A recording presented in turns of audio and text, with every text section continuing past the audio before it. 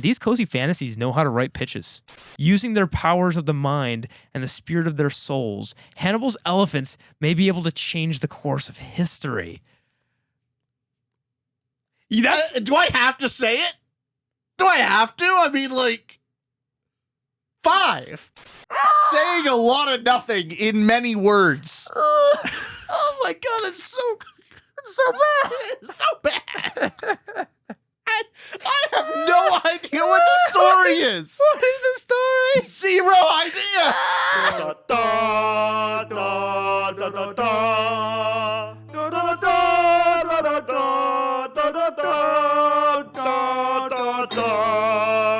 Welcome everyone to the Toot Around podcast. My name is Richard. My name is Austin. Today we're continuing off where we just did the last episode. We're judging 22 more you all viewers and patron members ideas for a book. Book ideas, we're judging them. Last time we had a really great one. So the way we're doing this method is basically we each give a number 1 through 5. The total score there is their score. And whoever's the reigning champion at the end gets the prize of bookmarks. We have bookmarks on our website, tutorramble.com. We commission them. We make them. They are fun. So if you want to support us, you can also buy them there, but we're going to send it out to them for free. And at the end of this video, we are going to be judging the champion of this video against the last video's champion for the one. And they will get an addition, either 3 months of our patron book club for free, or if they're already a patron member, if they want something equivalent, they can have that. So I don't know. They can tell us what they want and we'll get it to them. So if you're interested, you can watch the previous video about it, but you can also just watch this one. That's fine too. We'll catch you up then. We'll say what the winner was of last episode got a 9.5 out of 10. Yep. It was almost, maybe we'll get a perfect 10 this episode. We'll have to see which one matches up. But it was from Girth Brooks, and his submission was, imagine a world where there are no armies. Any and all disputes between kingdoms are resolved through non-lethal single combat by each kingdom's champions. There are no battles between armies. The world sees no reason for excessive loss of life, and it is accepted as the way the world works to the point where even the idea of armies and battles is a fallacy. That is, until one asshole in a kingdom far away decides he does not want to play by the rules. The main character would be a young boy or young man who's working their way up to becoming the champion for the strongest kingdom in the land, and we follow his journey to becoming the champion, which happens because when he becomes next in line for the title, the current champion gets killed in what was the first ever recorded fatality in a duel. You know who killed him? Yep, the asshole we talked about before. This asshole has become the champion of his kingdom, has gathered an army for the first time in history, and plans to bring his lowly kingdom into power over all the others. That was the winner of last one. I love that idea. It's so wonderful. It is, and it wasn't over-explained because in headcanon, you can go in so many directions. Like, yeah. I'm imagining this villain character as more of a comedic type of like this asshole guy who's building an army against these people who are not raising armies against him, and then like confronts the main character who's trying to fight off. Oh, okay, this is how I imagine it. Villain character who's actually using armies for the first time, and everyone's like, what is that? And goes around, meets the main character, and the main character has to use, like, the whole plot, the fun and games, is several different attempts at trying to stop the main army in non-lethal ways.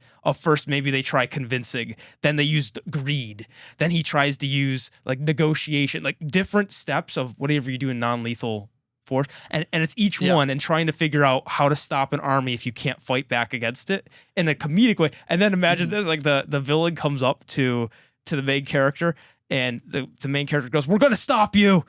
And villain goes, "Yeah, you and one army." And then that's the tagline. This is going to be the best comedy out there. I love the idea. Okay. Yeah. No, this is great. This could be so fun. Starting at the high, we're going to go right into the first of these 22 entries here by Samuel R. Barca. Yes. Barca. This is a patron member, obviously, because fake-ish name. Well, I guess half fake.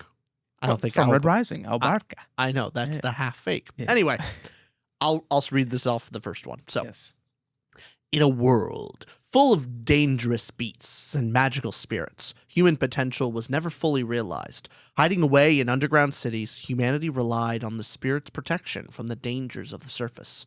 However, it was not given freely. Sacrifices to the spirits for use in experiments or physical labor was a constant part of their life. Until one day, a self-acclaimed arcanist who has spent most of her life researching the magic of this land within her limited surroundings, refusing to believe that humanity alone is refused its power, discovers a way to draw in the elements by writing arcane symbols onto gears and using them to make devices that can harness the power of nature. Bless you. Thank you. That was the power of nature. I know. That was, a little wind arcanum. Seeking the help of a talented engineer, they begin to make plans on improving the lives for all of humanity. The spirits, of course, will not wish to lose their free source of slaves. With an unavoidable battle on their hands and a whole world to discover, will this bring about an age of prosperity for the human race, or are they doomed to failure in the face of a world they are not ready for? Ooh. Okay, what is your gut reaction to that? I got thrown off by the sneeze a little bit. Do you mind if I reread the second paragraph? Rejog. Yeah, okay. Do you want me to read it? I'm going real quick. Humanity alone refused power. Got it. We can just read it again, bud. No, it's okay. We won't do it. Well, I'll give my gut reaction is above average, but I am not particularly wowed from the beginning of this one. Like Why is that? I like the setup. It's well structured as a pitch. Like it all ties together, but like it all makes sense. But I'm not getting that whole cathartic tie that we have seen in some of these pitches. The bow tie. Yeah, the bow tie. Yes. What do you think about concept? Concept is fun enough, but I'm not getting anything that's sticking right out at me. So Are you gonna say generic? Relative. Wow. I'll say 3. I'm neutral on it. A 3.25. Above average. That's fair. Mainly, it's the structure. Like it's a well pitched, pitched idea. So above average there. And that means you're the current leader, Samuel Barca, because of this episode, because we're gonna have a winner for this episode. So that is currently at a 6.25 out of 10. That is our current victor. All right. This next one we have is from Alora. And Alora's pitch is this. What happens to the world when religion is forgotten and humanity's gods are science and technology? In the future, humanity has died. Well, the essence of it at least. True art, intellectual thinking, and religion are half remembered, and fictitious parts of humanity's past are taught in history classes and featured in museums as entertainment. But, as technology has taught us, nothing is ever truly forgotten or buried. After history's greatest digital heist, every religious, philosophical, and artistic document and piece that the world's governments have been burning for the past 400 to 500 years. Most people pay no attention, preoccupied with their own lives, but a few do. In the ensuing months, protests and secret meetings are held. People begin preaching the teachings of the old religions, which those in power try to dismantle and suppress. This story follows the hacker who uncovered the world's greatest secrets, a scientist trying to hold on to their sanity, a priest spreading the word about the one true God, a politician questioning everything they stand for, thought they knew, a monk that is from a line of monks whose lives have been dedicated to preserving the essence of humanity, a cult member trying to survive, and an average citizen trying to save their life as they navigate a global-scale civil war unlike anything the world has ever seen. This war is fought with aggression and passivity, with oppression and individualistic thought. It's an exploration of what makes humanity what it is. Okay, we have a hacker, a scientist, a priest, a politician, a monk, a citizen. We have a cult member. A cult member. I forgot the cult member. Holy crap. Whatever the idea is, for you to execute this, good luck. A bit much. That's a lot. That's a task. That's a task. That's a lot of characters. But think about a lot of epic fantasies, though, where that's what, 7 point of views or something like that. So yeah.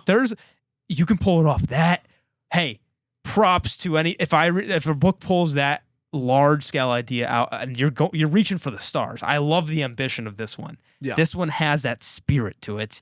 It also, I just like the concept generally yeah. of, essence of humanity being this, this faith, the idea of a soul, art, all of these things that go beyond the mechanical and scientific world generally, and there's something beyond, and then it being resurfaced in a technologically advanced future is pretty fun. That's a pretty fun idea, seeing these old religions basically become new again in a fun way. How does it change? How do people follow it? How does it affect the monk versus the politician? And you have these distinct archetypes to see how would they react to these. It's just an odd thing to think about, of the religions basically popping up new again, just like that. An already established religions just suddenly being established again is weird. It's a weird concept. I like the concept. Execution is a very good. I think the last paragraph is a little ambitious. Of like, I was getting a little nervous. I was going, oh my god, there's a lot. Maybe tell me 3 of them, and for the blurb, and surprise me with the other 4. Like that. Maybe that's a healthy surprise. Ambition and concept. I'm gonna go 3.5. I think that's good. There's something there, and I think if anything, it's.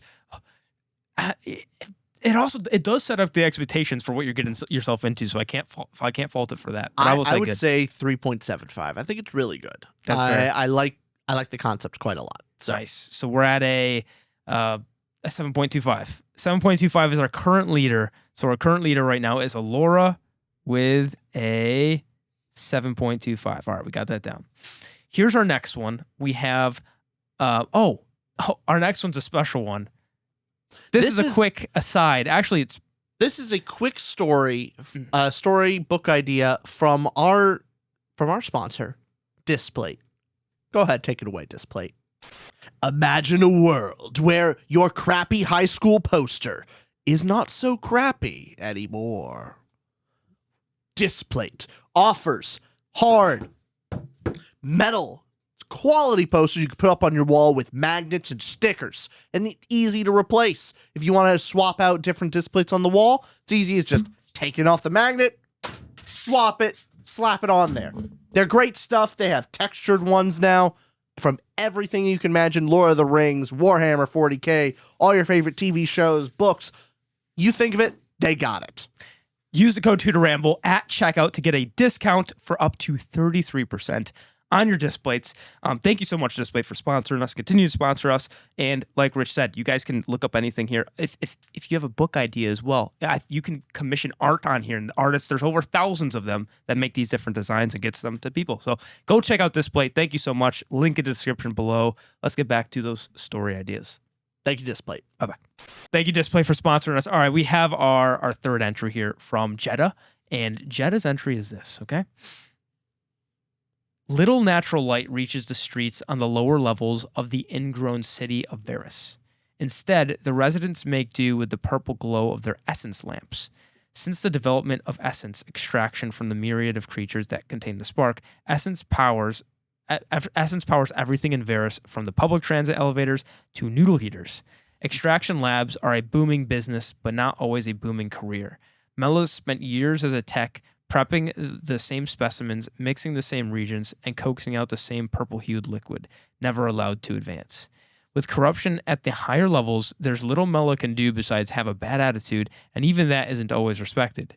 After an incident, her manager calls her in for a lecture. Mella's heard it all before, so her manager decides to try something different. He assigns her a side project. The R&D lab is having trouble extracting from Varus's own drain salamander, and he wants her to try. Mella sees this as another chore, but as she experiments, she realizes it's so much more. The salamander is a key to something stranger and stronger than essence. With such successful experiment, Mella's passion grows, and she finally feels she's moving forward. However, her passion unlocks worse things as the study drives her down dark paths. Before Mella realizes it, she's trading favors with deep city mobs and aiding conspiracies that lead to the top of Varus's governance. But to Mella, nothing comes before the work. I like this idea quite a lot. This is a well thought out, well executed wrapped package. I love the end tagline there gives us a little insight into Mella's like character arc and journey that we're gonna go over. This is really well done. Yeah, how much your work, how much you're pursuing your work, but at the same time uncovering and what is the result of your work? What are the mysteries and evils you're uncovering, and who do you have to the deep city mob bosses, and what's she getting herself into? This thing larger than herself. Which you've seen that kind of stuff before, but packaged well. Yeah, packaged well here. You're gonna go 3.75. I feel like. I feel like 3.5. Really good. Because that's what I was going to go with. I thought I was going to undercut. I'm also thinking good. 3.5. Yeah, that was a good package. So that gets 7 out of 10, which is so Laura is still our current champion. Yep. As far as that goes. Well, okay. Great submission, Jenna. Thank you very much. Yes. Next one, Sai. Yes. Sai, yes. The story follows an immortal man who, over centuries, becomes the killer of his own royal family, kings, queens, and heirs who ruled empires. Once part of a powerful family, he now walks through time, burdened by the weight of what he is. The narrative weaves between two timelines, his ancient past, set in a classic epic fantasy world filled with magic and kingdoms, and his distant future, a sci-fi world shaped by technology, decay, and where there's no magic in life. It shows how he grows as a person and reflects his choices in the future compared to his past self, and how he fights against destiny itself of being the chosen one. The story starts with an assassination of the king, his own branch of the family, fails, and the divine is back. But back for what? That last sentence, I swear I read it right. I'm a little confused. So saying the story starts with an assassination of the king of his own family branch, fails, and the divine is back. The divine is back, like God. No, I think the divine brings him back, but back for what? I think that's what it means. Okay. But I mean, I will say up to that point, that last sentence threw me off for a loop, but I love the concept. Yeah, this is a really great concept. I am in love with, we're talking about book ideas, so I think execution, at the end there flubbed slightly, but I love that concept. Yeah. That is cool having there's a genre of sci fantasy you always hear, but this literally will have a science fiction and classic fantasy jumping back and forth between this immortal man's past and future. Yeah. Has that been, maybe it's been done before, but to me, that is so novel and so neat to see. Wow. Yeah. I would love that. Maybe chapter to chapter switching between the two settings, and then how much has the man changed because you could do so much with that. Yeah. I mean, almost drastically different characters. I would almost expect the characters to be almost unrecognizable. He has to just because, however many thousands of years difference it is between the two timelines. Yeah, no, I'm sitting at a 4 at least. That's great. I think it's a great idea. I go even higher. That if that pitch gets nailed in the end there, because you talk the pitcher to Sai talks about how the immortal man. You see how they reflect over their past. I get all that stuff. It's just wanted something more at the end. But I'm even going to go. The concept is so good. I'm going 4.25. That really got me as a concept. This is 5 worthy if just that gets a little bit more flushed out there. Okay, that means 8.25 out of 10. 8.25. Our current champion so far of this round. So Sai, great job. That is fascinating. Let's see if it holds. Yes. Our next one here is from Samuel Nutting. All right. And did you did the last one? Yeah. I did the last one. This is from Samuel Nutting. All right. In a small town of North Spring, Wyoming, Father Jacob Stevens, an unenthused. Yes. Yes. Okay, let me start that over so we get back and immersed. Okay. In the small town of North Spring, Wyoming, Father Jacob Stevens, an unenthused priest with a secret, sinful life, returns home to find his son born from a prostitute, dragged off and killed by wolves. Jacob is overcome with grief and regret for never expressing love. Meanwhile, sheep farmer Benjamin notices a missing lamb and suspects a predator. While sleeping, he sees a black dog staring at him through a window, dismissing it as a hallucination. However, the dog reappears each night, prompting Benjamin to consult a doctor who finds him mentally sound.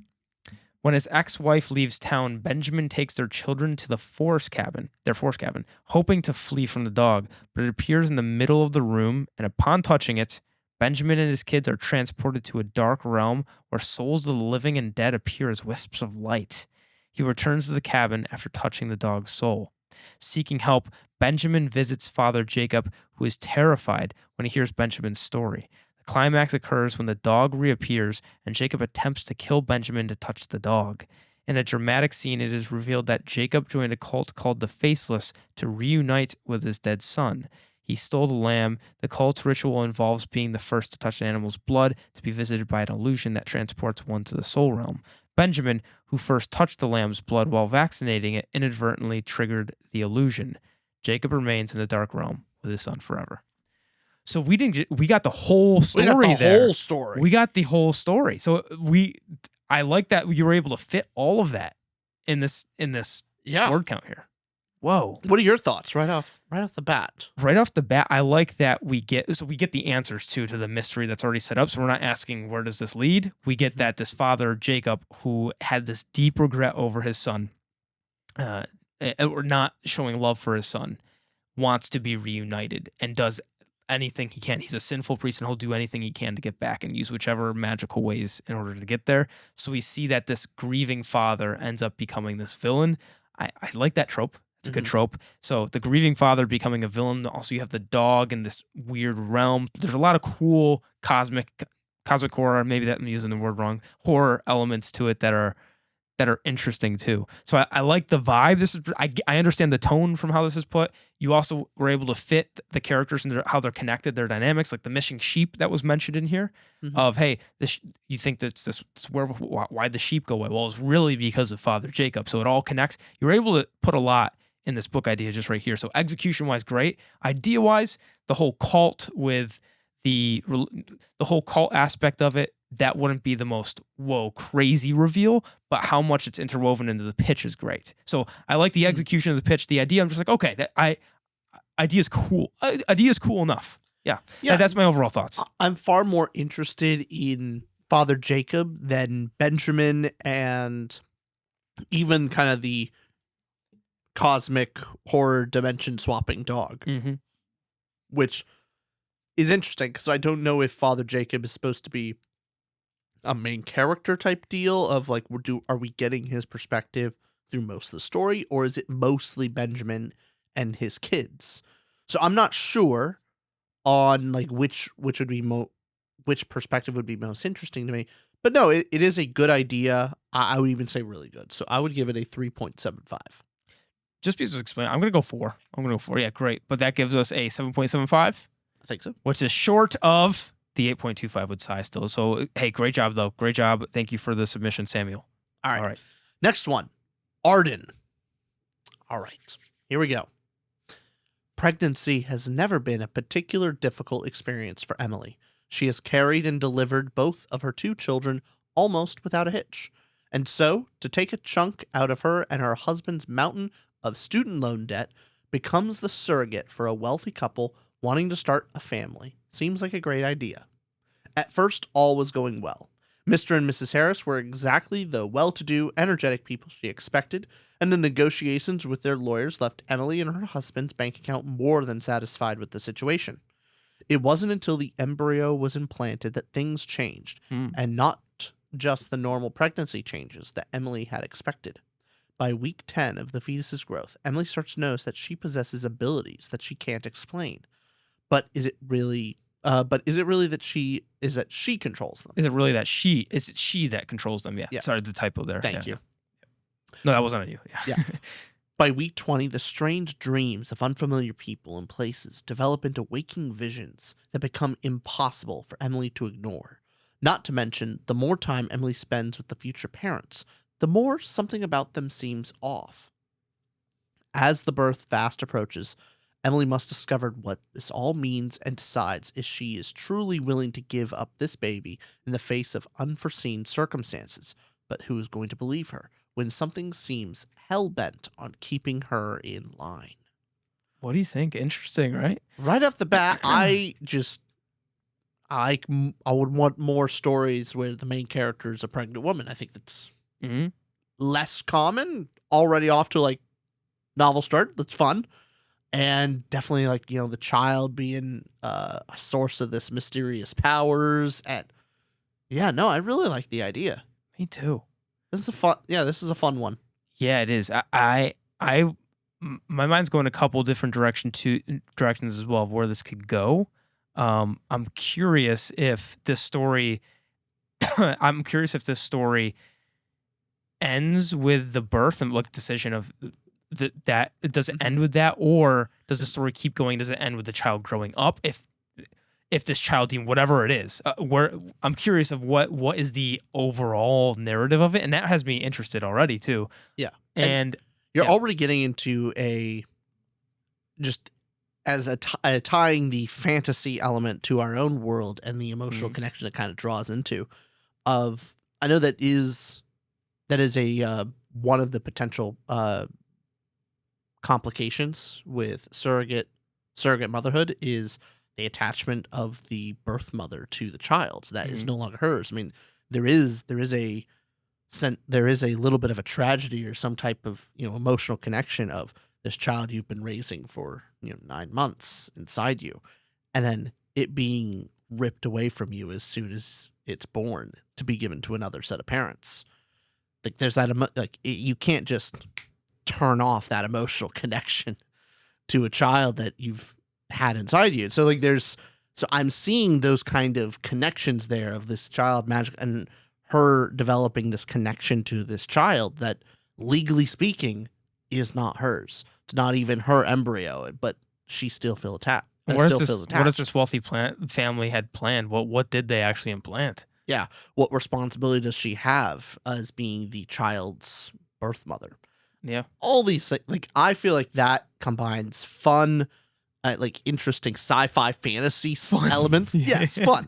Yeah, this story's a good fantasy, old joy. Fun, magic stuff with real world emotional consequences to this, real life thing. Yeah.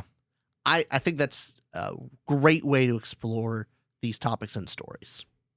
Yeah, 4 stars for me. Great. Really great. 4.25. So we've got a tie.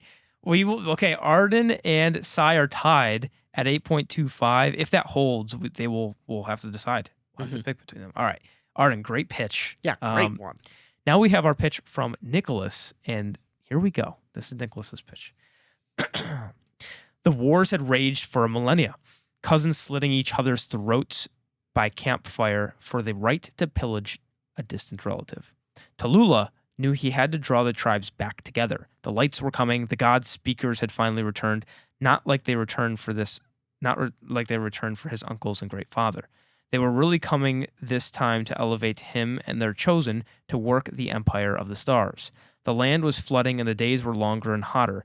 The large game trampled its way farther north. Among the others, so many others, the good and the bad. Small and stout or thick and airy, he never got the sight. He never forgot the sight, the seemingly friendly gait as it dragged his firstborn to an early death. How he cradled its scarred skull among the overhang of burnt flesh. This was life, and the end was coming. It was time for the origins of life to return to their gifts, to elevate them to the heaven that was promised. Meanwhile, the others have laid their traps and survived the perils of Doggerland. Tay were ready to reap. Did I get that right? Yeah. Tay were ready to reap so many children and brothers lost. Finally, a new king would be crowned with the raid on the village, and the celebration would bring peace and growth, and finally the land would be unified, what is human and what isn't, and maybe we aren't quite as special as we believe. That one confused me a bit. The writing needs some polish. Just needs a little look over. Yes. A little edit. Yeah, reading on this here, because there were it was the text of it, there was lowercase with starting sentences and periods instead of commas. So it was hard reading. Few typos. Yeah, but I think I got some of the idea there. What do you think? What did you get from it? I mean, somewhat end of the world, tribes fighting against each other, our main character believing they're the ones to bring everything together. But ultimately, what does that mean? Are they truly God's chosen? And yeah, war, fighting against brothers, cousins, and all that stuff. I don't know. It's just as far as execution of the story idea, I'm sitting with a 2.5 right Fair. now. Fair. Yeah.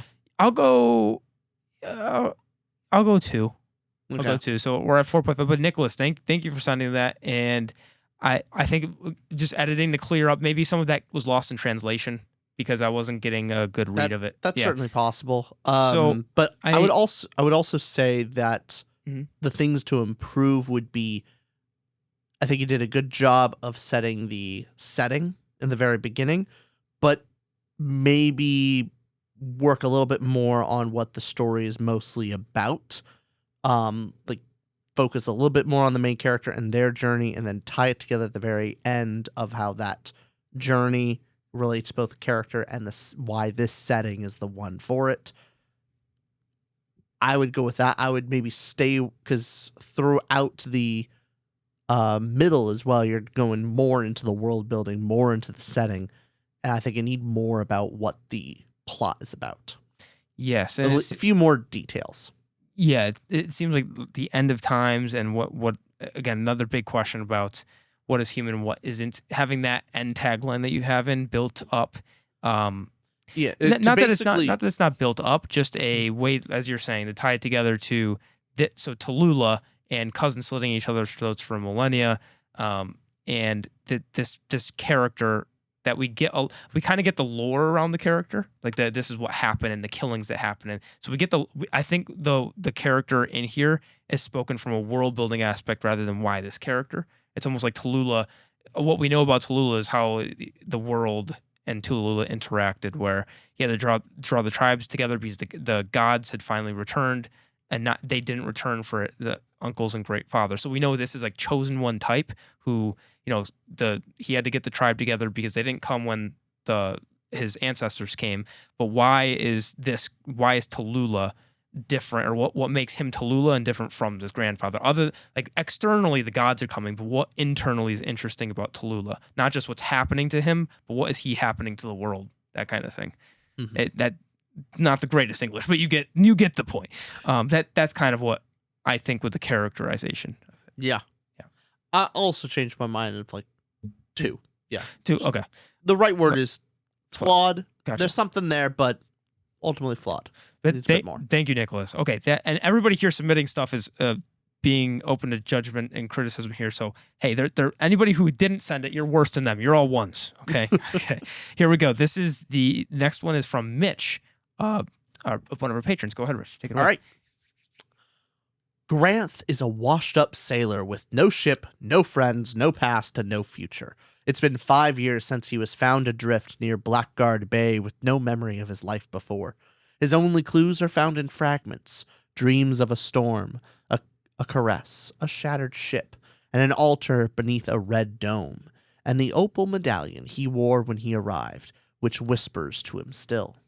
Afraid of the ocean, Granth flees his nightmares at the bottom of a bottle, until the night he's attacked by a creature too tall and too thin to be human. A sleek prince comes to kill the man who stole his sister. Hold on. All right. I got confused. That was I think that was the reveal. That's a reveal, not a like. Yeah, no, that's not I think a name. That's and a thing. reveal. He's the wash-up sailor, and he was washed up, and he had killed somebody's sister. That's how I'm understanding it. Yep. It is. I would need a transition sentence there, please. I'll start until at the that night. Until the night he's attacked by a creature too tall and too thin to be human. A sleek prince comes to kill the man who stole his sister. The fight drives them to the docks, and just as Granth is about to be skewered, the medallion shines, and he discovers he can control the very tides themselves. The prince freezes in shock.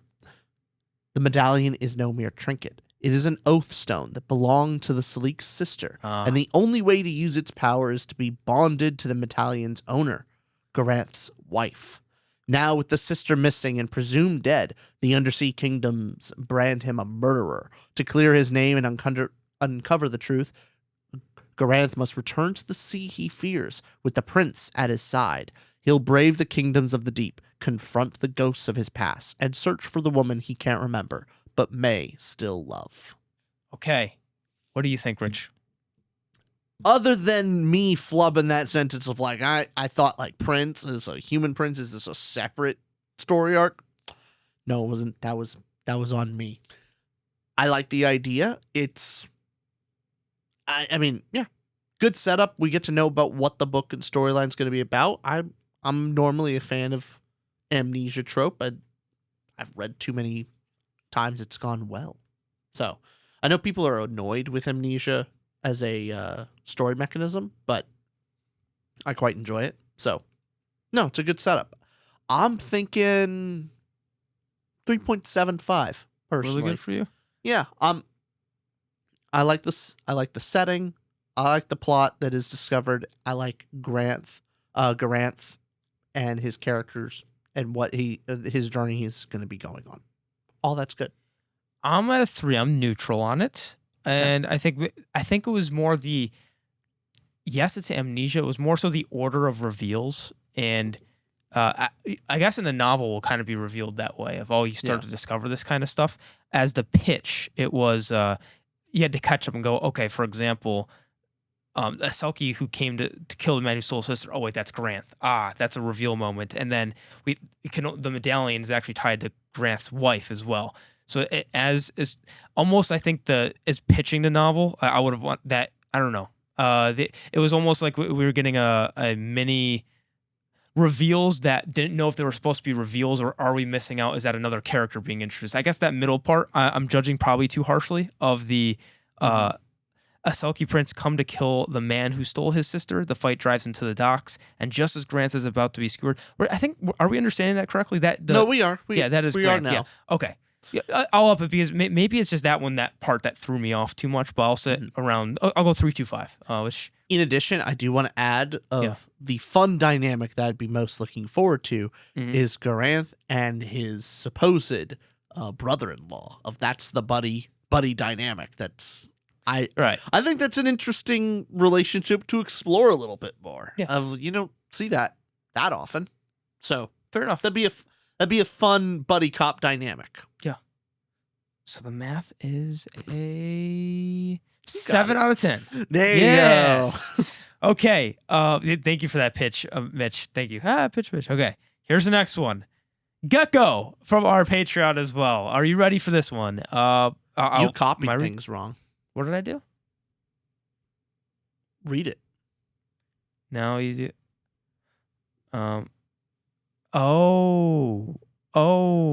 We're gonna need a cut here because Austin cut the wrong thing. Whoopsie daisies. He copied it. Fixing. I can fix this in real time right now. Boom, and that took no time. There's no cut needed. We're here. Mm-hmm. Boom, and I copied and pasted the wrong thing. I had the person. The PS is. Okay, good. There we go. Okay, got it. Sorry about that. I had the previous book idea pasted twice by accident. Okay, here we go. This is from Gecko, our Patreon. Are you ready? Mm-hmm. In Lowestoft, the most easternly town in the United Kingdom, there's a shop. It is a little shop that sells trinkets and knickknacks and the bobbins. I like that sentence. An old curiosity shop. Just another little shop in a seaside town, perfectly normal, but if you look closely, things aren't as they seem. And no, it's not because of the little elf-like man running the shop is married to a giant bearded biker dude. It's not because the herbs are questionable or the bags are covered in intricate Latin. It's because there's magic here. Real magic. Not the movie kind, just regular witchery. Step inside the doors and inhale the incense. See the cat sitting on the counter staring at you like she knows your deepest, darkest secrets. She absolutely does, but you're quite safe. Let the magic swirl around you and take you on a journey full of love, laughter, and self-discovery. Meet the coolest grandma witch and the most sarcastic cat. Find your own magic that's lying dormant inside you, waiting to delight and charm you with its splendor. Watch the sunrise at the most easterly point of the UK with a coven of the funniest witches you'll ever meet. Learn the difference between good magic and dark magic, as well as the power of intent. Just step inside the shop and change your life forever. Holy shit, Gecko. That was wonderful. Yeah. That was wonderful. I mean, it's it's a spin on it's the setting, or it's the Cozy genre fantasy. of like cozy Yeah. fantasy, the legend, Legends and lattes. legends and lattes. Yeah, that seems like just charming. That's so charming. One, you wrote that incredibly well. For that, the way the pitch came across too is these book ideas, the pitches, as the execution of the pitch itself is you're proving that there is a story there, because in the way it's written, it feels cozy. Yeah. You're setting the tone perfectly for the book you're supposed to get into. And I like that it wasn't just, hey, look, here's the funniest grandma, this witch, all that kind of fun stuff. Well, two things that I loved was, for a cozy fantasy, Yeah. at least in my mind, a thing you need to highlight is your central cast of characters. A cozy fantasy is like a sitcom type of deal, mostly things all set themselves right at the end of the day. And that's the comfort of a sitcom. And for a cozy fantasy, you want to just, what is the cast of characters that I can be charmed with? Yeah. Great. That's lovely. And two things I love. One, I love it in a good cozy feel. You did some parallel structure in your own pitch here of like starting with this most easterly town in the UK. There's this shop. It's a little shop that sells trinkets and knickknacks and bobbins. Then you end with learn the good of magic at the town in the easterly point of the UK. This little tiny shop. So you're putting parallel structure in it. But the thing I like even more is cozy fantasy. I haven't read much of the genre at all, but it's you ask almost like, what's the point? Of course, the point of that kind of stuff is to feel emotionally. You want to feel cozy. You want to feel relaxed. There's not these high stakes. You're there to be immersed and escape, and it's fun.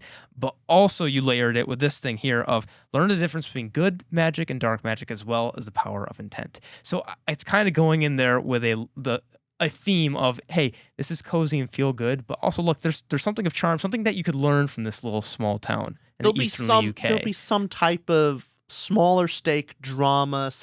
There's going to be an issue to be discussed and had, but everything's going to work all right in the end. Yeah. Yes. No, this is great. You pitched cozy fantasy extraordinarily well. Wow. What did you give it? I thought that was lovely. I'm at a 4.25 right now. I think it's really great. That's a really great pitch for a book. 4.75. I'm going nearly floored me. Like that was I've not read cozy fantasy. You made me want to read cozy fantasy. The only thing that's keeping it from a 5 is it just doesn't have that, you gotta feel the 5 deep down. I get you. That's all it is. It's not you, it's me. Okay, that's going, what's 4.75 is 9.5. 9.5. Fantastic job, Gecko. Ooh. Okay. Already tied with the Wow. previous winner, right? Yes, with Gecko, Garth you're Brooks back there. Look at that. It's going to be hard. It's going to be hard for someone to beat Gecko here. So that is Gecko's the current winner of this video so far. So Well, we'll see. The next one here is another potential winner, because last time he submitted some stuff for one of our videos, world building. he nearly won, and we stole it from him because we didn't want him to win. You stole it from him. That's true. I loved his idea. I loved it too. It was but incredible. I didn't want him to win. But it was such a good So idea. I made him not win. Our world building video where we judged our audience's world building ideas. You can go check that out. We'll put that in the link in the description below. Oh, he was one of our 2 5-stars, 10 out of 10 ones. It was awesome. It was so good. Yeah. But so was the actual winner. It was awesome. Yeah, no, there were it some was great. Barely edged it. But okay. All right. So this is from Salty, our patron. He's not a member anymore. He's our admin and friend. We're going to be going into this. So the title is Cadmus and Cain. This is Salty is written. My book idea starts with Mount Galantis. In this world, Father Time flows as a river throughout all of space, where different deities are also running about, causing pain, glory, happiness, and suffering, all at the same time and at different places. The gods in this realm are emperors of their own domain, and everyone has their own agenda. Great Mother Life is constantly bringing new life into the universe, and the low Lord of Death is constantly stealing her work away from her. You can say the gods are kept busy. In the world of Irith, where chaos and peace are always at odds, one thing that stays constant is that every soul on Irith is accounted for and sorted into the afterlife. They either are sent to the high gardens of life, the desolate wastes of death, or if they're really unlucky, they're sent to wander the plains of nowhere. here comes one of our main POVs, Cadmus, where his one and only job is to keep track and sort every single soul that crosses over. Except this time there's a problem. Someone is missing. This is unheard of, and starts Cadmus's journey of finding out exactly how something like this could happen. And not only that, but why. Here we also introduce our book's second main POV, Cain. Cain wakes up and 2 coins fall from his face, and he notices that he's in an empty room, except the only other person in the room is another man sitting at the desk. Thoughts? I'm a kind of, to give an example of like I'm a little bit of a sucker for, I like the mythos stories told from God's perspectives, and like I like the more hands-on God approach in these mythos stories, because the ones where the gods are like in the background a little bit, I like how direct this is and how fantastical the gods are. Really, I really like this one. What are your thoughts? What's your favorite part about it? Like, I know you like that general trope, but the way that Salty presented it. Oh, I mean, it is all presentation. Yeah. Like, just idea of, the soul gone missing. Okay, cool. But it's all of these different just in this world, the different gods having their own realms and areas of dominion, how each of them are kind of different. Just really, nothing is new, but nothing is... It's just well crafted. It's well said. You get your inciting incident of the character Cadmus is supposed to take account, and wait, something's off here. Inciting incident. The count's off. Ensue. Hijinks why ensue instantly. Is the count off for the first time? So you have that inciting incident. Yeah. Interesting concept. I think my only thing about it is I like that we got the inciting incident there of where the story was going. We got a lot of world building. And so I think we got, but not enough. I think we got like 70% world, 30% story, and not enough character. Yeah. Which I want a little bit more on the character side. But although I'm down for this world idea too. This is another solid world idea. So because I want more story, I'm gonna go 3.75. Still really good. Yeah. I'll go a little bit above you and say 4. So 7.75. Which are still leader will be Gecko with 9.5, but another solid entry. Solid one. Salty, and he hasn't missed yet. We're gonna wait for it. We're gonna wait for it. He's a very creative individual. Now we have Curtis, our friend Curtis in the Patreon as well.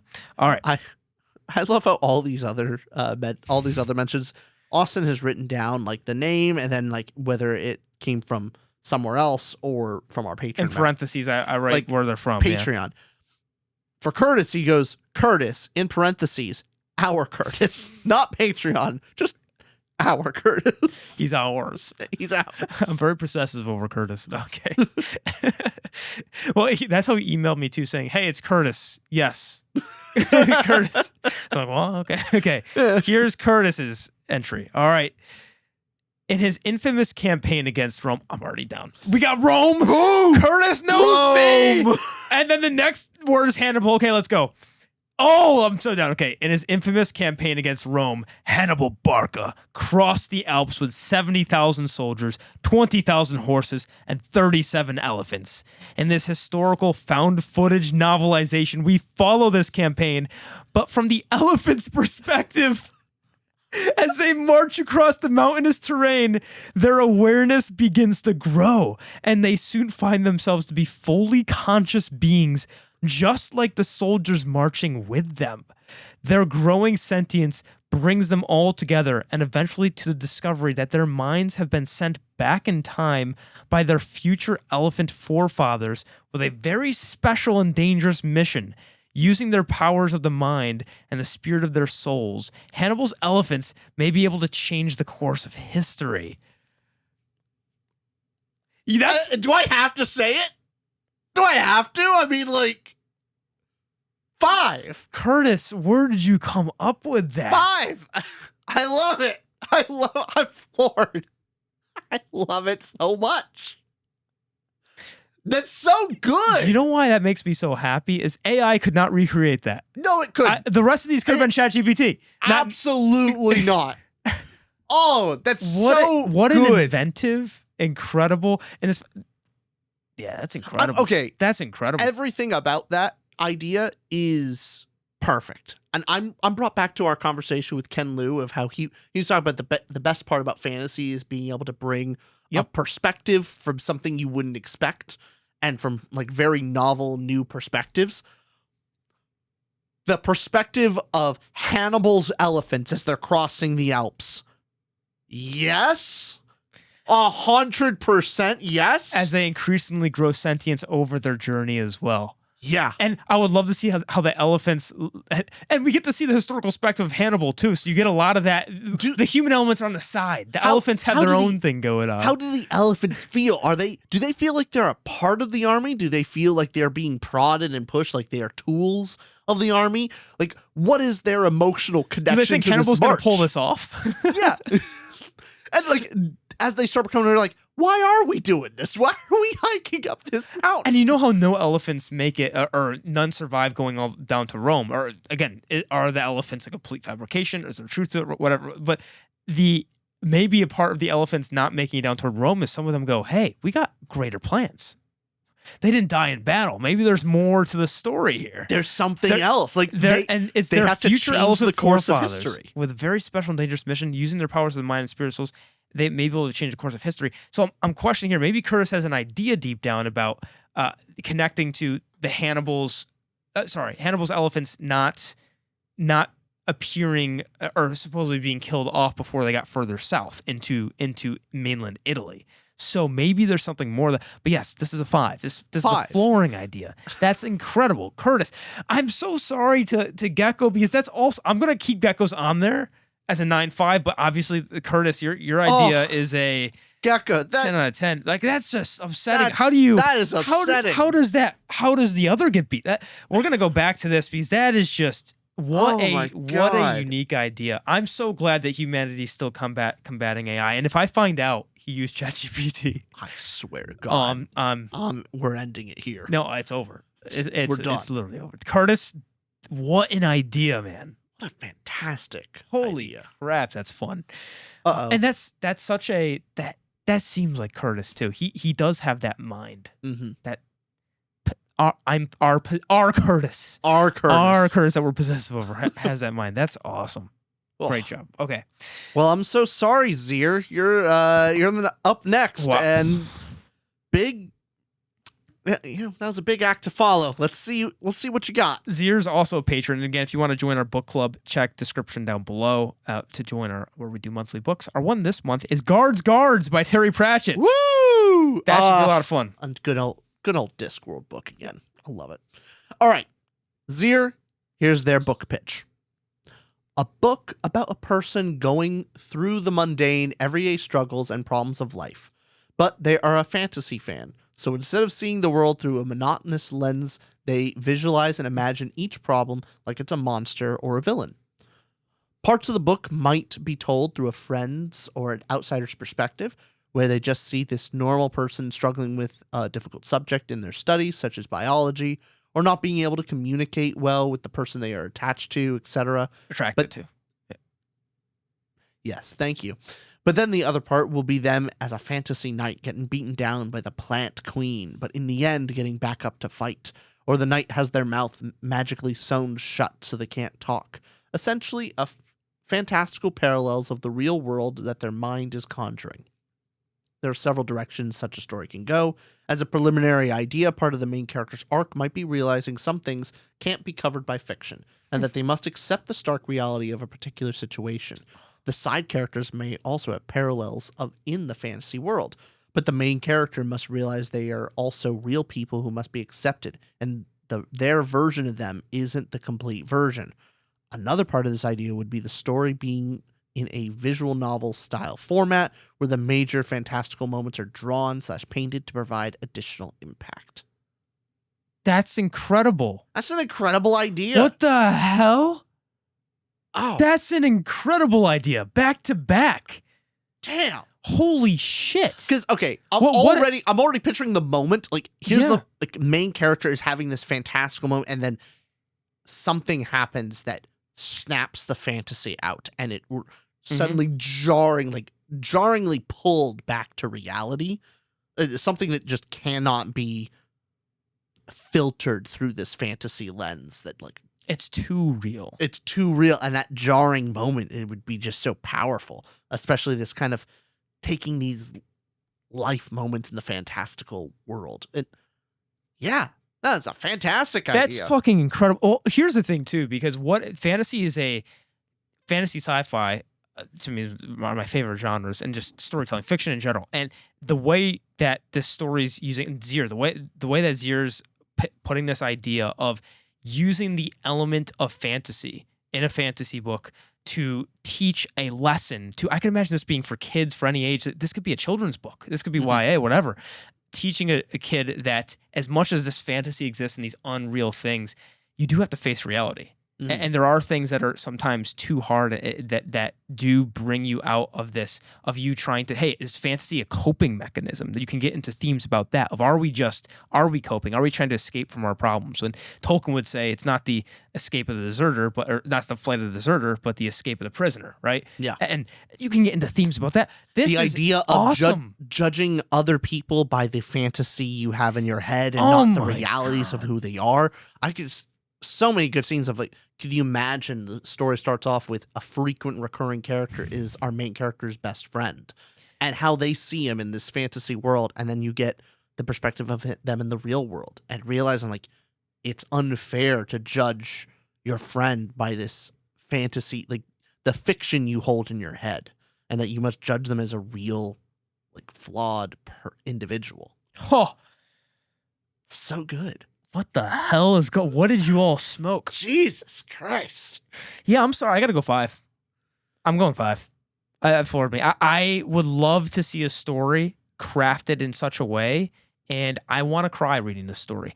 Reading the Hannibal story, I want to cheer and get my blood pumping and go, this is the coolest thing ever. This one, I want to cry. This one, I will say 4.75.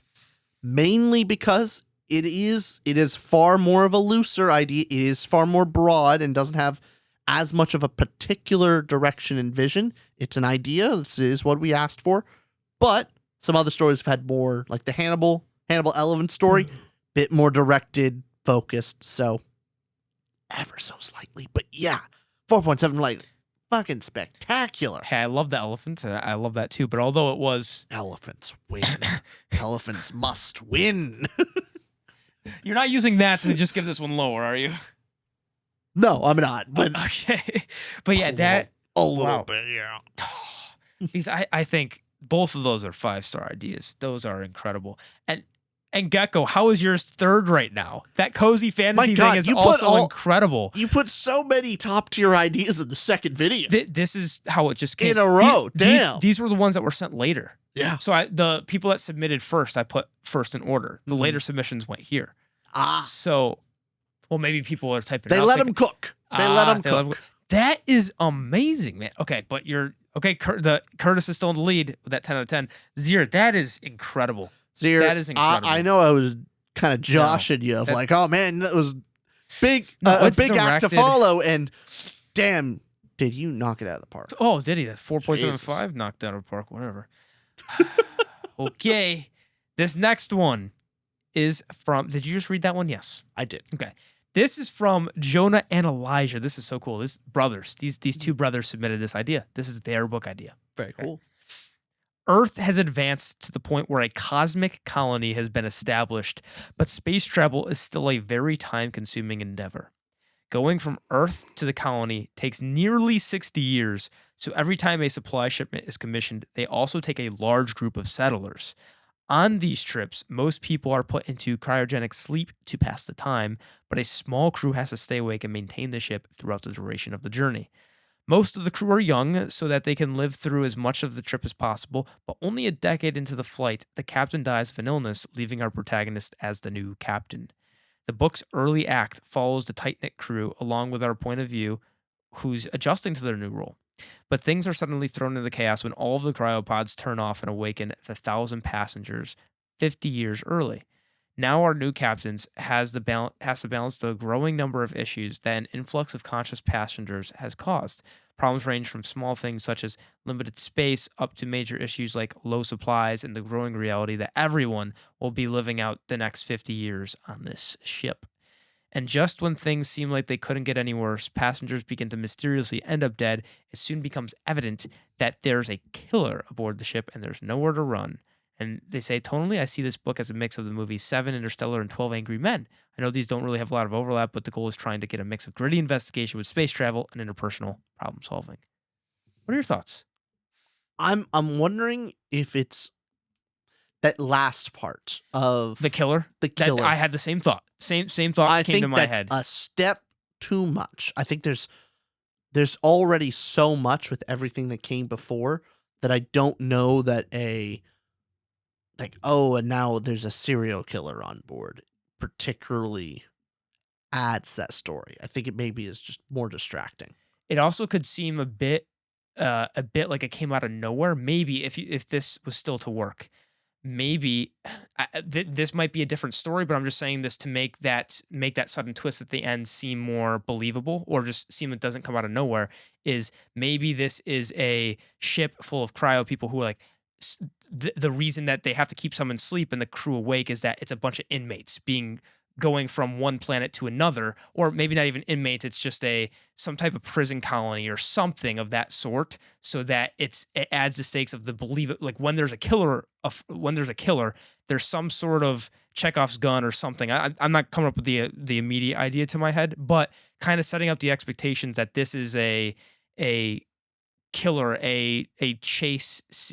I'm trying to think. What are those types now? Murder mystery. Murder mystery would be the name, right?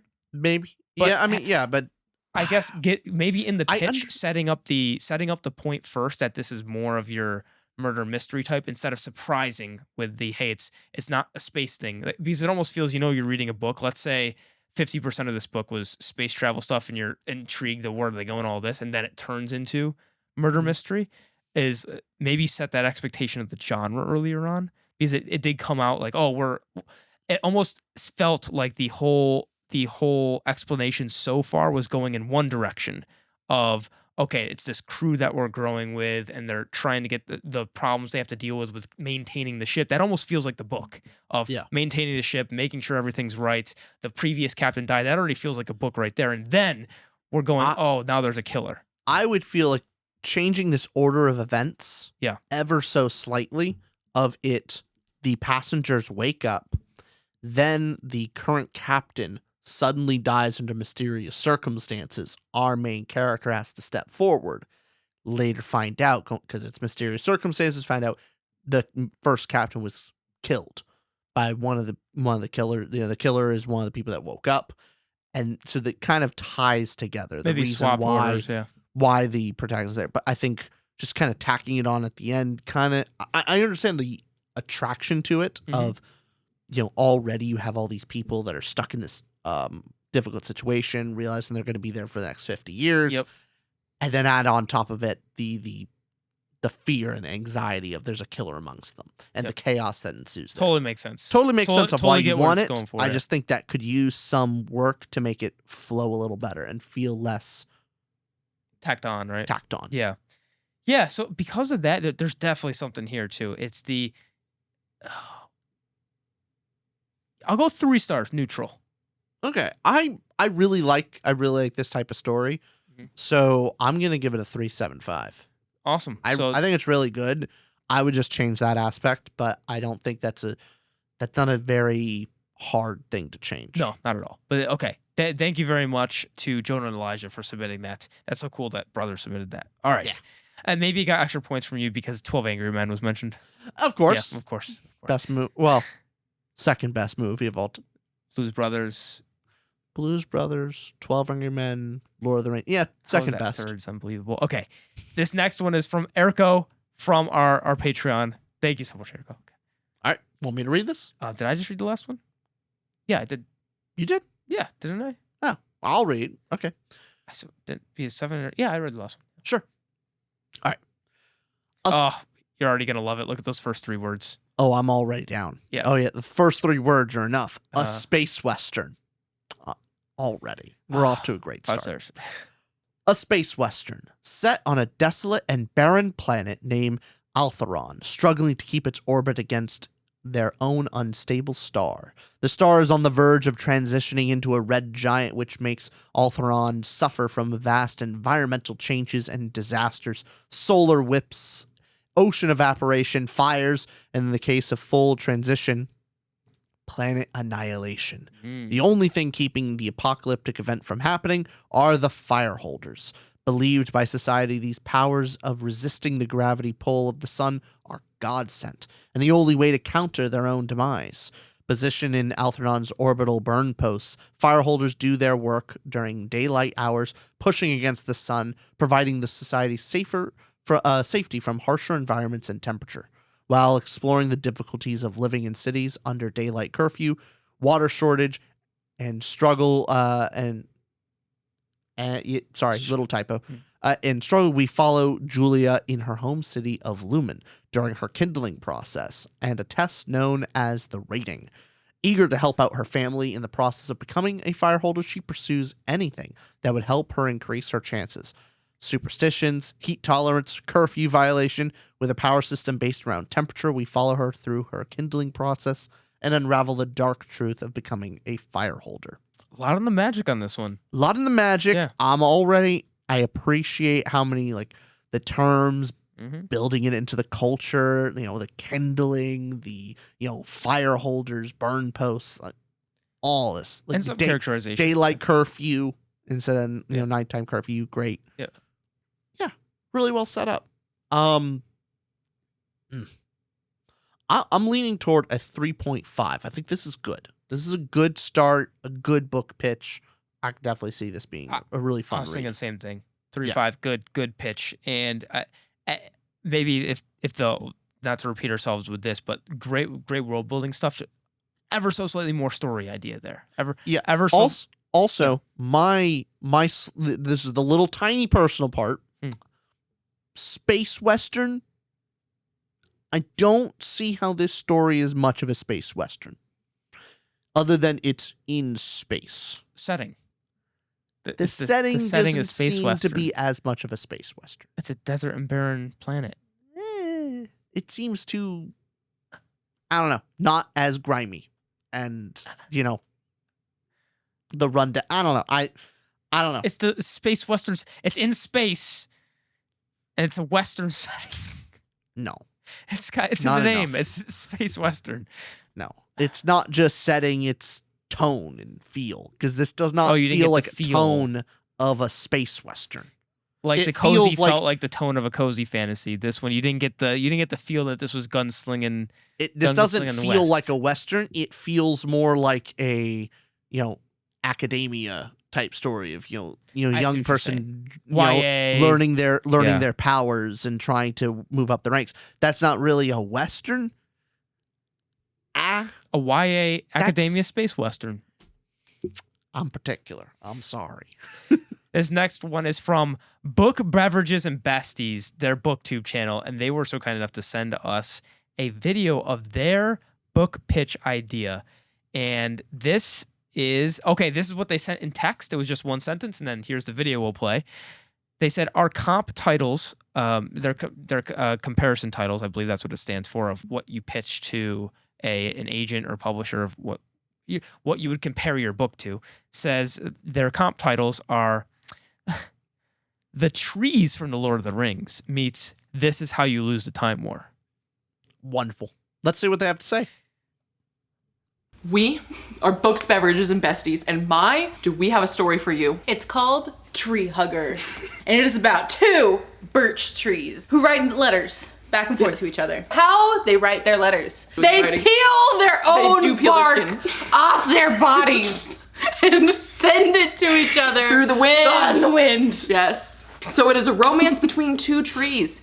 So trees are the reasons that we have books, okay? Yeah. They are a niche market that we need to tap into. So they're always telling other people's stories, but now we want to know their story. Exactly. This is a double meaning for tree hugger. Okay, so we've got tree huggers and their trees. They love each other so much. And then it's also environmental. We have 2 possible endings for you, okay? Option number 1. As they write their letters, the forest gets brighter. Because as they fall in love, the world becomes a better place. Or so they think. When really, as they come to find out, the world is getting brighter because the forest is thinning due to deforestation. The second possible ending is that we rake in those sweet government dollars and we turn this into a non-smoking ad, and it ends way more abruptly. They're falling in love, suddenly the forest is on fire. Because an inconsiderate smoker has left their cigarette butts burning, and so our trees go up in flames. The choice is yours, dear friends. The second one, it's gotta be that. It's gotta be the second one. I thought it was going a different direction at first with they have to peel their own bark to write letters. Yeah. Right? This is where I thought it was going. And I still like what with that. But I thought because they had to peel their own bark to write letters, it was showing the cost of love and the sacrifice of love. Yeah. Of basically, this is how you lose your time. It was a very romantic book, and the prose in it is beautiful. And if you haven't read this, I can imagine a Time really War, there's a heartwarming scene of the tree in a particular has torn off so much bark, and one of the final messages it sends is a very small one because that's all the bark it had left. Yeah, and to me, it could have been like the sacrifice of love, and that you literally have to take away parts of you in order to pursue it. Oh, what a message! What a message! So I thought it was going that route, not to burn everything. It's you smokers, and so that could be something too. I kind of want to say this. I kind of like my idea better. But no, I like the setting and the setup for all that. Yeah. Maybe they thought the idea was too silly to we pursue seriously. Don't want to commit all the way. And so the final one is haha, joke. What was their second to last one? 100% commit. Their second to last was the more environmental of one, they think it's getting brighter and it could be because of love, but it's really because forests are trees are being cut down and deforestation means more sunlight. Yep. Which again doesn't connect as much you gotta connect back to the romance. Funny, but connect the ending to the romance. That would have been significance. I kind of really like this idea of tearing away your bark and showing the sacrifice of love. I love that, but that's not what was pitched. However, it sprouted that idea. I still like the concept of that. So, I love the Ents from Lord of the Rings. Yeah, some of my favorite aspect of the books. So this was already both the Ents from Lord of the Rings and the Time War. Both books, both ideas I love. So, fun idea. I wish you guys committed to the ending and the confidence to not make it a joke at the end. Because I like the trees. Also, you like your cigars. I'm invested in I also like my cigars, but I don't smoke near forests. Yeah. Actually, I did, but I put out the fire. I'm giving it a 3.25, above average. Yeah, I'm with you. 3.25, above average. I so wish you committed. You commit to the ending, and it would have been so much higher. It would have been beautiful. Wait, it could have been love. Damn it. But that was really good. Thank you. Okay. Yes, thank you very much. That's Book Beverages and Besties. We'll at them below of their YouTube channel. Thank you for submitting that. Okay, our next one is Sam from our Patreon. Sam, thank you for doing this. Let's see, who did the previous one? Okay, my turn. You did Space Western one. I did a Space Western one. This one then is from Sam. The title is The Unbreakable Bastard. Oh. All right. As the ancient city of Sierra Valles braces for its final siege, the last remnants of humanity stand on the edge of extinction. Towering at the gates, are the Varkan, ruthless, war-born minotaurs who have swept across the continent like a plague, convinced it is their divine right to eradicate the human race. In the heart of the city, Darius, the illegitimate son of King Elric, fights not only for survival, but for recognition in a court that has scant acknowledged him. Raised in the shadow of scandal, Darius has earned his place not through birthright, but through grit and the grudging support of his maternal grandfather, the grizzled and legendary General Corvin. Recently promoted to the command a desperate outnumbered division, Darius may be Cerevalis' final hope. But as his victories mount and his popularity among soldiers swells, his rise sparks suspicion in the king's court. King Alric, consumed by paranoia, begins to see his son not as just an embarrassment, but a rival. Trapped between father who fears him and grandfather who demands greatness, and an enemy that offers no mercy, Darius must decide what kind of leader and what kind of man he will become. In a city on the cusp of collapse, what will Darius sacrifice to become the leader he was never meant to be? Yeah. This is great. This is just, I mean, yeah, no, 4. It's like, this is well thought out, great setup. You see where the character, like, 1, you get setting, fun fantasy setting already laid out. I see it. Plot of, Darius, illegitimate son torn between father, grandfather, and, his own will and what he wants to be. Yeah, no, this is great. What else? What else do we want? A little bit too classic fantasy for me. Too classic? Not enough trees peeling off their own bark? There wasn't, it's not enough barky. It's not enough barky. It was, I think you know how the other one was, I like the idea more than the execution? Mm-hmm. This one, I like the execution more than the idea. I think you wrote this very compellingly. Like, you made it make a lot of sense and clearly have a story here.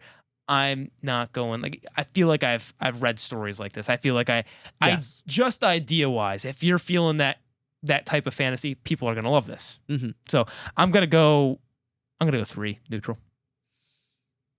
It's, 4. Great. 4 for you. 7 out of 10. This is good job. Well thought out. I really think it's great. Yeah, you will a timer. All right. This next one is Alex, and this up to you, Rich. Go ahead. Yeah. All right, Alex, thank you very much for your submission. The title is Tea with a Necromancer. Sometimes the only thing standing between a ghost and peace is a well-brewed cup of tea. Aldrich is a grumpy, reclusive, former necromancer who brews teas for the recently departed. His seaside tea shop, tucked into the weather-worn bones of a forgotten tavern, is more sanctuary than storefront, frequented by unsettled spirits, wayward ghosts, and the occasional living skeptic like Willa, the lighthouse keeper, with zero patience for hauntings or heartache. Aldrich's routine is as steeped as his bends, until as steeped as his blends. Wonderful. Until a soft knock at the door brings Rhea, a confused spirit with a song in her soul and unfinished business in her past. As Aldrich reluctantly takes her under his wing, he finds himself unraveling a mystery that reaches beyond his tea leaves, a rising tide of dark spirit storm and a melody that might be the key to Rhea's peace, or her undoing. With the help of a sarcastic seagull, a retired sea captain, and a chessboard full of secrets, and a town that never quite forgot its ghosts, Aldrich must choose between the safety of solitude and the risk of connection. Warm, whimsical, and quietly profound, Tea with the Necromancer is a cozy fantasy about grief, friendship, and the magic of letting go, one cup at a time. Oh, that was special. That is special. That's... Oof. Man, these cozy fantasies know how to write pitches. Thing is, this is like... It's somewhat cozy fantasy, but I think it goes it's not exactly... There's a little bit more stakes. There's a little bit more stakes to it. Yeah. There's a little bit beyond. Yes. I'm liking it a lot. These cozy fantasy pitches are good. I know. Yeah, they sneak up on you. I want to be... Okay. I'm going... What are you thinking? 4.25. Really great. I'm at a 4.5. I think it's spectacular. I was almost going to go there too. Well, I love the tying of like all the tea puns are great. They are. Like just the title, Tea with the Necromancer, the magic of letting go, one cup at a time. You know, Aldrich's routine is as steeped as his blends. I love all that. That's so good. And you get the character as well. So yep. You know, the occasional living skeptic. Like, I love just the presentation of this, of, you know, great presentation. The occasional living skeptic like Willa, the lighthouse keeper with zero patience for hauntings or heartache. Cute. I've seen it. It's great. All right, I'll go to 4.5. That's pretty awesome. spectacular. That's great. The presentation alone is so well done. Yeah, great awesome presentation. That's our That's a 9. another 9 that we have there. Wow, we've had a lot of 9+ this round.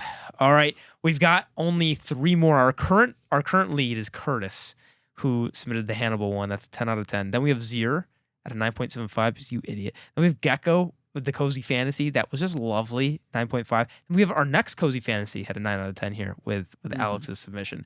Wow. Okay, here's our next one. This is from Cuban or David, and YT Cuban on YouTube, I believe. This is from David. Here we go. Set in the ancient Hawaiian-inspired Oanian Islands, this story revolves around anchoring, a magic system where people spiritually bond with creatures to gain their abilities. Anchoring to a blueback turtle grants force field-like shields, while a far hawk grants enhanced vision. You must be near the creature while anchoring, and extended use causes you to adopt its traits. The plot follows Kaluna, a young woman thrust into rulership, and Noah, a fugitive from the brutal Jade Freckles, a cluster of islands where men are used solely for breeding more women and then sacrificed. Noah escapes to a nearby island, learns anchoring, and builds a new life in a peaceful village. Kaluna begins receiving cryptic messages foretelling the world's end. As Noah deepens his training, he accidentally anchors to another human, unlocking immense unknown powers. Fearing him, the islanders ship him to the capital island's prison. Kaluna visits, hears his story, and secretly frees him. As they study the powers of human anchoring in secret, they grow a hidden romance. But the power eventually controls Kaluna. Obsessed, she journeys to the volcano mountain Wawake and anchors to Mahoa, the goddess of fire. The sky cracks open, the islands tremble, and Kaluna realizes too late the messages foretelling the end were about her. In the story's climax, Noah ascends the volcano. In a desperate act, he anchors to Kaluna, who is still anchored to Mahoa. Their minds collide in a violent inner battle that kills them both, stopping the destruction and leaving Oanian Islands in peace. Man, we're very well executed. All the good ones. Very, very well executed, David. Wow. Very well executed. Man, we got the whole story too. We got the whole story. I love the setting, the magic that we're getting. Plenty of great part of the. So we got the backdrop, the setting, really great. The plot itself, a wonderful intrigue of escape, of discovering your magical powers. Just then you have your fighting fate and plot. Like, I'm already there. Yeah, no, this has it all. It really does, because the start of it, we have cool world building element of why is Noah, they're breeding men and killing them for just to get women. They're breeding women. They're using these men to breed women, and then Noah escapes. We have this magic system that's interesting with anchoring, having to be close to the animal. And the inciting incident is, you can connect and anchor with these animals, but what if you could do it with a human? What the hell? That's new. So exploring this new magic system through Noah, and that leading to this romance with him and Kaluna, everything connects. And then we also get in this pitch to payoff of, well, the reason he was anchoring with humans and he had this romantic relationship with Kaluna, he has to use everything he learned against his love, who is actually the prophesized one to end the world, and they end each other, and Romeo, Juliet, except it wasn't out of grief. Yeah. But that is the one thing very well executed that I would be most interested in is Kaluna and why she starts, secretly, the power that's controlling her, and why she decides to anchor with the goddess of fire. So, I'm interested in her journey and how this power corrupts her and all this stuff. Because we know Noah's a little bit more. Yeah. Just execution-wise, I'm going 4-5. Spectacular. Yeah, 4.75. Nearly floored you? Nearly floored me. That means that's a 9.25. 9.25. Wow, we've had so many. My God. Holy crap. You guys are too good at this. Just to give a perspective here, we've had, in the last episode, I think we had one that was above. We had two. We had two, I think, above a 9. Or no, one, really, with the winner. This one, we have 5 already, and we have 2 more. No, 4 more. Yes, 4 more. 4 more. Okay. This one. Okay, you want to take this away? I'll take this one. Yeah. This is another one of our patron members, Chris Jobs. Thank you very much for submitting us. All right, I'll start us off here. A flintlock fantasy based closely on Hamlet, with expansions on the war against Norway, as well as chapters from the point of view of the character, based on Fortinabras, the King of Sun specifically.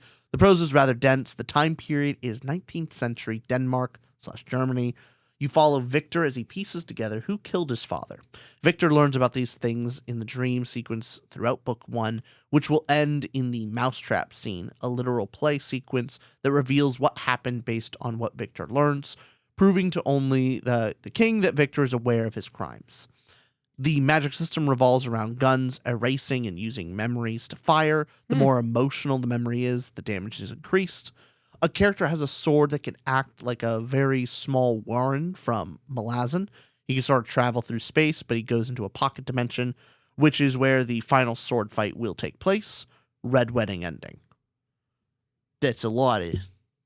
It's a lot. He was spitballing. Yeah. That's a spitball session right there. All I have Not to say, a bad spitball session, but a spitball session nonetheless. Yeah. Is that a cohesive idea? This idea is bad. Bad idea. I'm only saying that. You know Chris Jobs, who he is? He's the one that comments on all of our videos saying this video is bad. Oh, that's true. He does. He goes. You know what? Just for that. He comments every single one of our videos. This video is bad. He says and he does like within 20 seconds sometimes. It's incredible. He comes in, he goes, "This video is bad," and then like he's on top of his game. Now, if I'm actually judging the idea, actually judging it. Yes.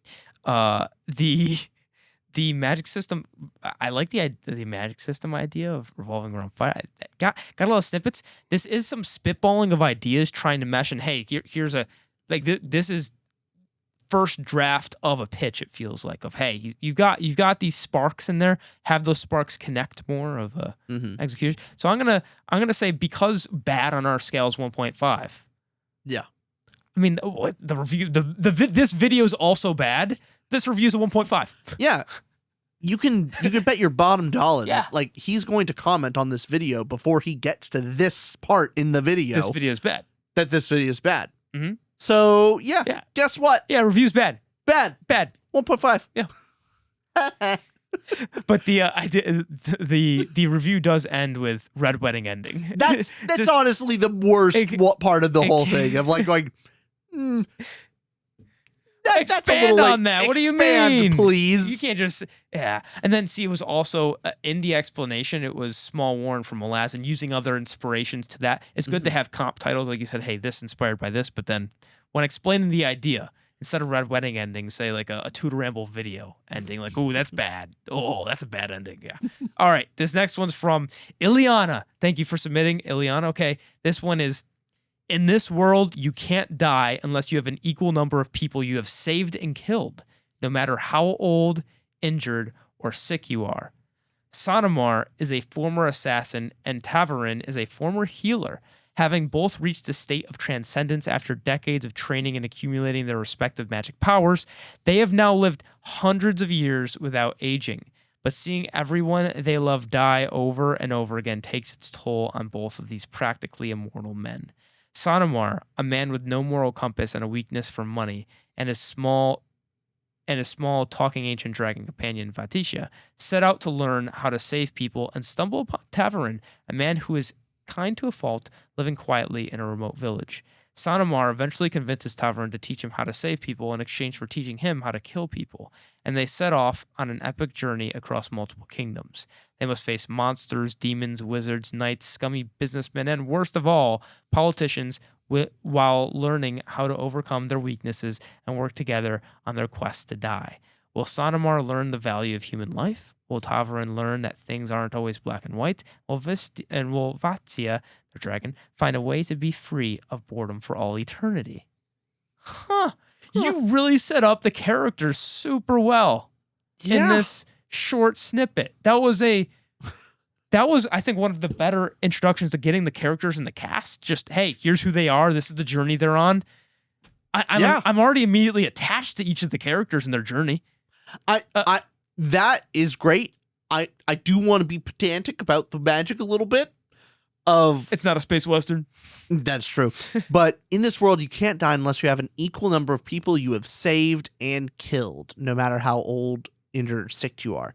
And I'm looking at that going, so all you have to do is like save one person and not kill anybody. Yeah. I feel like that's that's not that hard. Like, I would imagine there'd be far more people that are nearly immortal. Or you just kill one person. Or kill one person. Either way works. But, like, you know what I mean? I'm imagining some scenes, though, where... I'm thinking... Yeah, I see what you mean. But, yeah. How does that... How are most people still mortal? Are most people immortal? I don't know. Because then... Now we have, our character, the assassin that's supposed to kill people, right? Well, how do they kill people? I thought in this world you can't die unless you have an equal number of people you have saved and killed. So the scummy businessman or politician or whatever these villains are, sounds like they haven't saved a lot of people.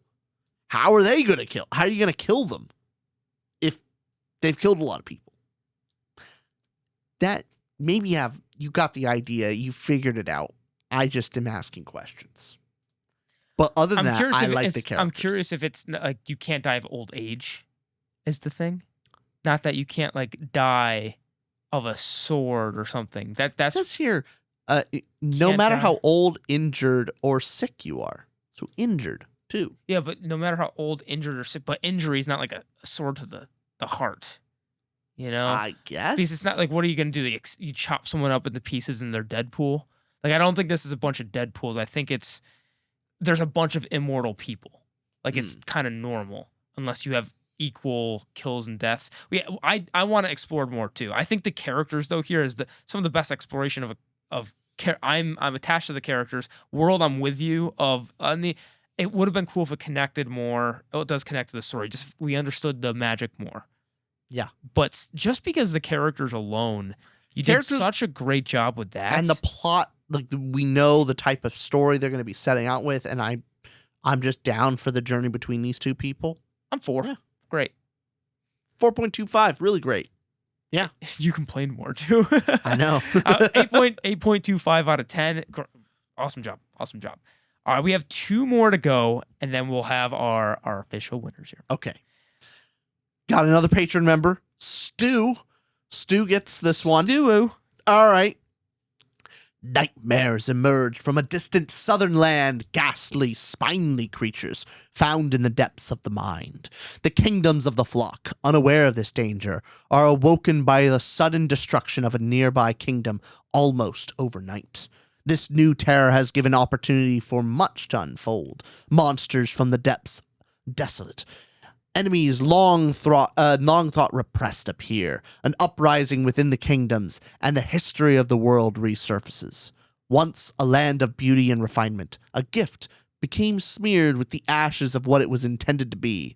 Kingdoms will fall, death will take hold, blades will bleed, and 2 princes will develop from boys to men. The tales of heroism cannot be told in lightheartedness, but as this story begins, so does the destruction. Whether it be land, kingdom, monster, or man, the end is near, and all must prepare. Stu. That's well written. But I have no fucking clue what the story's about. Rich, what is this book? First reaction was going to be, this all went in one ear and out the other. What the fuck? That was... Stu. Nothing. Stu. I was given... You just told me what the fantasy genre is. You said, hey, look, here's some fucking magic. That's a bunch of fantasy words. You just went wizard, witch, dragon, heroism, end of the world, kingdom. Tell me what the story's about. What's the book? What is the book about? I thought I was getting tired because as you spoke, as you said sentence to sentence, I felt like I was high. I was just going, my honest reaction, I was like, kingdoms, king. Stu, we love you. Stu, we love you, we're but having a good time with this. but what the fuck? Let's nightmares emerge from distance. So there's nightmares. Guess it kind of does read like that. What is this? This is Stu. You're an expert at saying a lot of nothing in many words. Oh my god, it's so bad. It's so bad. I have no idea what the story is. What is the story? Zero idea. There's two princes, I guess, are the main characters. Oh, this is what I think when I read classic fantasy sometimes. It's in my head. I'm like, oh. Hey, just for that, 4 stars. You made me laugh. That was great. You get my first one. Oh, yeah. I think it's. Yeah. Oh my god, that's great. Oh my god. I'm sorry, stupid. Jesus. Thing is, it's well written. You know what I mean? No, you're a great writer. Great writer. It's well written, but it says a lot of nothing. I feel like we're being mean, but no, Stu, come on, Stu. You know we mean well. Okay. Stu, round 2. Do it again. Nightmares emerged from a distant southern land, ghastly, spiny creatures found in the depths of the mind. Okay, we got nightmares are emerging. The kingdoms of the flock, unaware of this danger, are awoken by the sun. I can't. We're bullying. This is horrible. Move on. We're being too mean. Oh my god, that was great. Well, the best part about that for me was I thought it was a me problem of you were reading that, and then I'm in one ear just going like, you ever see that TikTok meme of la la la, proper name, proper noun, la la la la la, like when you're just kind of zoning out. So, well, sorry, Stu, that was awesome. It was funny though. Very well written, Stu. Yes. Okay, this is our last one. I wish we ended with that. That was great. All right, Cameron, bring us home. Let's go. It's only up from here. All right, Cameron, he has this. I'm still thinking about it. I'm just thinking, it's not an exaggeration. It's not. It was.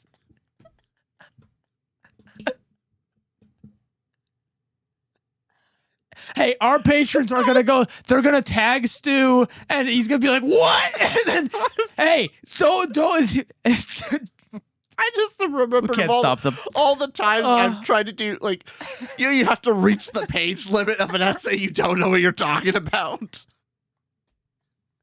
You didn't have to submit something. It wasn't an obligation. It was voluntary.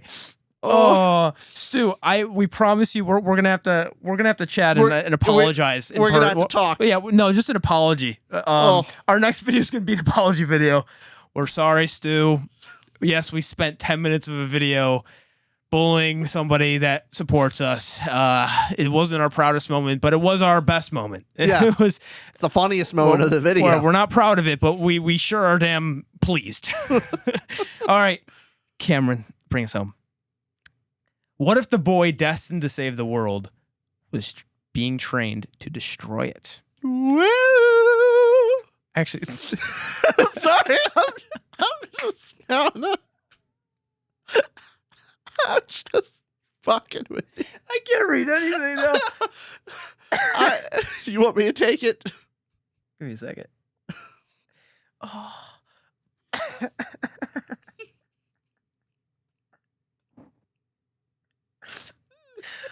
Okay.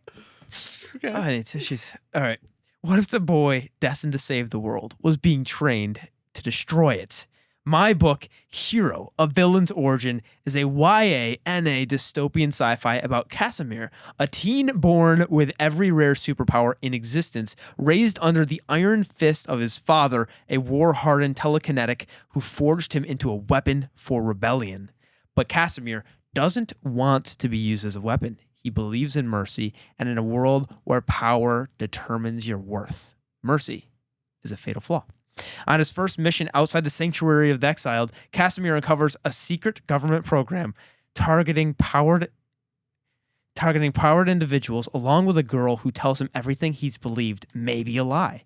Suddenly, the real enemy isn't who he thought, and the war he was born for may require him to become the very thing he fears, a villain. With influences from Red Rising, Invincible, and The Hunger Games, this is a morally complex, emotionally intense origin story about legacy, rebellion, and the fine line between justice and vengeance. This isn't a story about saving the world. It's about choosing who gets to survive it. Nice little twist there. I like nice the ending tagline. Nice tagline. But, okay. Right off the bat, like the line, it was like, change that line, figure out something else. It just kind of put off red flags to me. Is dystopian sci-fi about Casimir, a teen born with every rare superpower in existence. Like, okay, slow your roll. Like, that's a bit, okay, it's a bit much, all right? And we can, I don't know. That's just off the bat, it's a little bold. Raised under the iron fist of a father, war-hardened, telekinetic, forged into a weapon for rebellion. I don't know. I'm not. Man, we're just now mean. I'm just not impressed. It's not badly written, but like, Cameron, you shouldn't have got half. I'm rereading Stu's thing. You should have got after Stu. I'm rereading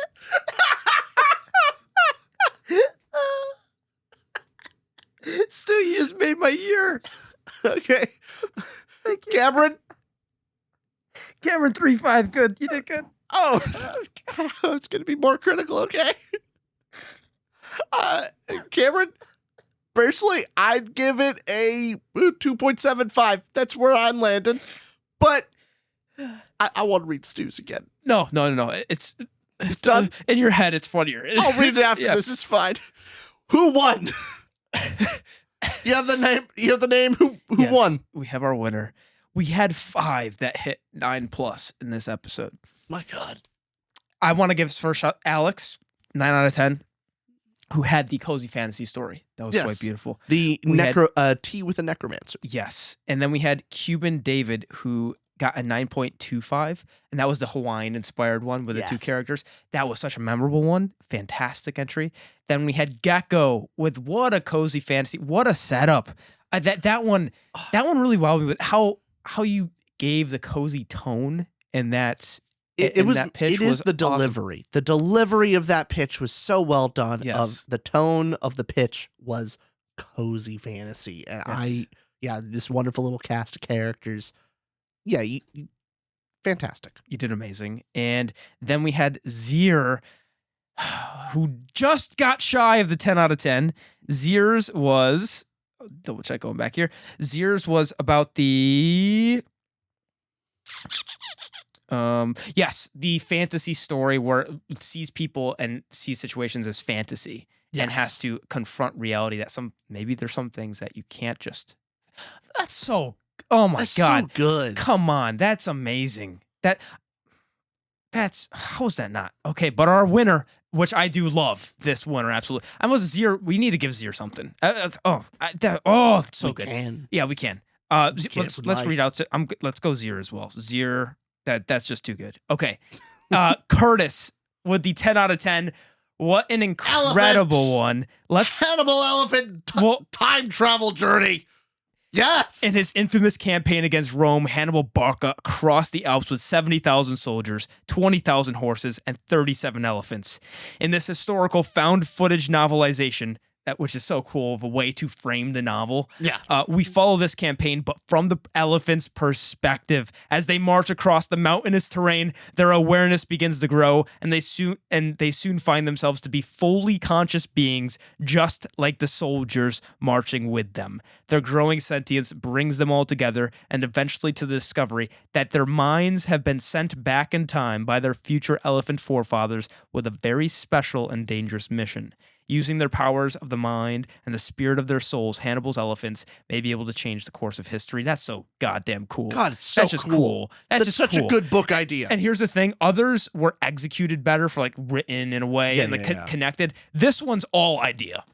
It's the idea I need yesterday. Yeah, precisely. I have to have this book now. Yeah, absolutely. Now, all of these that were 9+. Do we have between this winner, Yes. Curtis, and the previous winner from last video, do we have a champion? If we just go by the number, yes, it would be this, because our last one, Girth, was a 9.5 out of 10. And we said that so at the beginning of the episode. It's also an incredible one. That was the one standout one from last episode, though. This one had 5 or 6 standout ones. So this was a tight. Honestly, any of these other winners could have won if it was a different selection.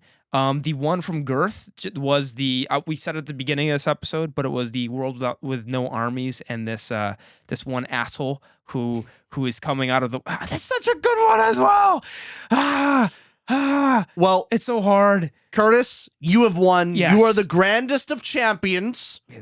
Curtis. You can let us know what you want. Do you want free book club? You want like 3 months off book club stuff? Do you want us to get you a hat? We could buy you a book if you want it. Let us know what you want. We'll get it for you within reason. It's so good. Thank you. Thank you very much. Thank you, Curtis. Amazing. Girth, amazing from last episode, and everybody else we just listened. Thank you. And also, honestly, Stu, thank you so much for the great laugh. Thank you. That was one of the funniest things I've ever read. That was so good. Should we God, read it was once so more? Good. Like I almost don't, because you know what? I want to end on the high. End on the high. I want the memory of it to be funnier. If you're watching the moment, you could rewind. That's fine. Oh, it's just so good. Okay. Stu, what were you thinking? All right. Bye, everyone. Bye, Stu. Bye, Stu. No, bye, Stu. I want to talk to Stu. Bye.